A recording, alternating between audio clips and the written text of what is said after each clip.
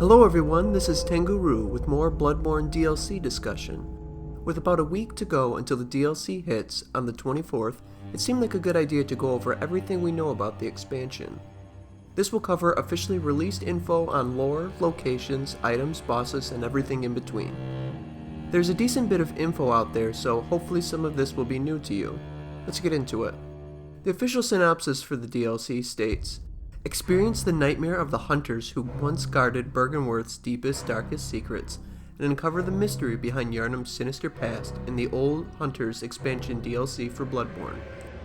Journey to a world where hunters from the past are trapped forever, find multiple new outfits and weapons to add to your hunter arsenal, and explore brand new stages full of dangers, rewards, and deadly beasts to hunt.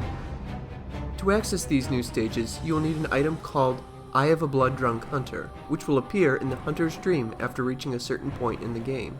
Once you have this item, the DLC will be available to you.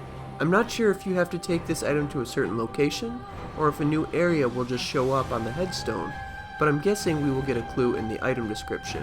As for when this item will become available, they have said the midway point of the game, so if I had to take a guess, I would say defeating Rom would trigger it appearing. We know what a few of these new areas will be. The first, and the one that we have seen the most of, is the Hunter's Nightmare. The official description is, a world drenched in blood, lit by a possessed moon. Its light shows familiar buildings half swallowed by sludge, leaning over, distorted. It is here that the hunters of old, riddled by nightmares, endlessly pursue beasts. The line about familiar buildings and the look of the city suggests that this will be a nightmare version of Yharnam in some alternate reality. Next up is the Astral Clock Tower. A massive tall Gothic structure towers upward towards the moonlit sky, wind blowing through its ornate corridors, steeped in mystery. The top of this clock tower is most likely where the hunter in the chair we've seen resides. We also get a quick look at another area called Fishing Hamlet. It has a similar look to the Forbidden Wood, so hopefully it'll be every bit as large as that location. The last location we know about that will be available is called the Research Hall. I'm not sure what this area will be like, but it seems likely that it will be connected with Byrgenwerth or the School of Mensis in some way. It would be cool if this area was accessed through the Byrgenwerth hatch everyone has been dying to explore for so long. I already made a video going in depth on all the potential weapons in the DLC, which you can check out here, but there has been some new info since then, and some of those are speculation. Here's a list of just the confirmed weapons in the game.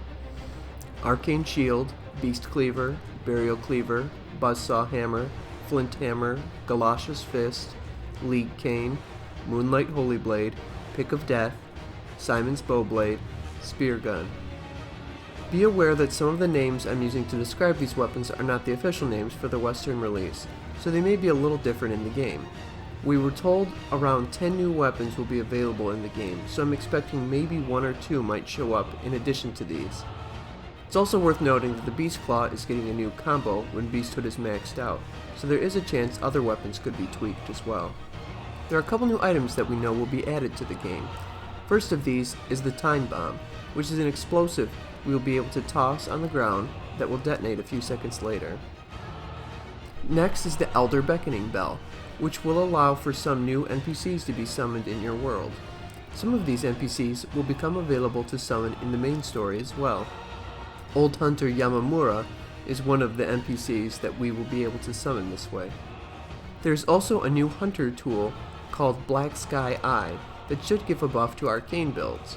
It fires a small meteor that does arcane damage and I believe only costs 1 Quicksilver bullet to use.